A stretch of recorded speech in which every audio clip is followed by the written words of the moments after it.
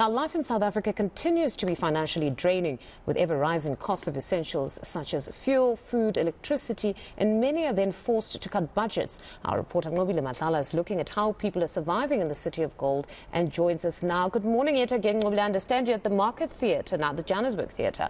Are they seeing a change in trends insofar as people coming to treat themselves to a show or two? Well, that's going to be interesting actually to find out as we speak to Ulindiwe about that. But I think what was interesting that has been coming out, Mfundo, is that when we spoke to the lady we spoke to in the morning, they were talking about the fact that people need to buy in bulk. And yet we got to a restaurant and the restaurant was saying people are actually out and about. So let's find out if people are still spending in theatres. So Ulindiwe, speak to us. Are people still coming to theatre? People are still coming to theatre. I'll tell you what, I think people have been cooped up in houses for the past 2 years, and this year has been that year where people were like, you know what, we need to go out, we need to do what we love, and we need to find some entertainment. So would you say this is basically a window for people to enjoy themselves, not necessarily because they have money? No, not necessarily because they have money, but remember, life is stressful as it is, and even our economics, the way that they are, they've become so stressful. The one thing that you want to do and to get away from it all is find the magic somewhere, and theatre, that's where the magic is. It may be seen as a cost, but for some people it's therapy.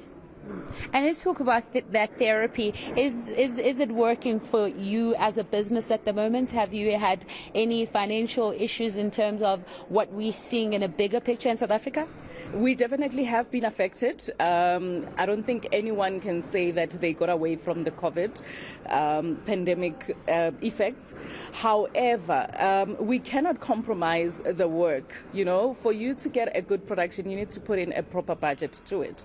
And we have tried to keep our prices, our ticket prices, as low as possible, as affordable as possible. Let me not say cheap, but rather affordable, so that we can maintain the audiences and the patrons that keep coming to support us, but also give them the quality and not compromise on that one.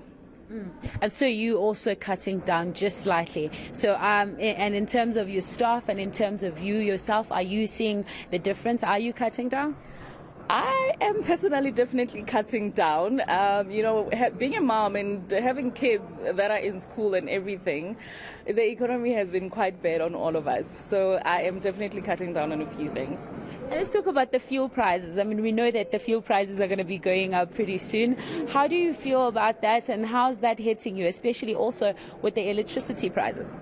It's been quite bad. I've got a neighbor that we have started a lift club. So, you know, that's one of the ways that we've tried to see what we can do. Our kids both go to school here in Brum, so it makes life a little easier to be sharing those kind of costs.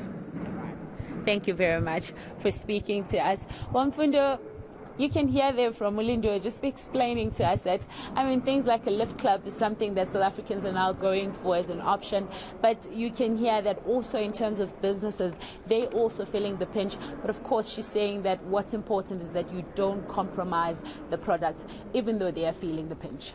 No, most certainly. Ngobile will leave it there for now. That's our reporter, Madlala.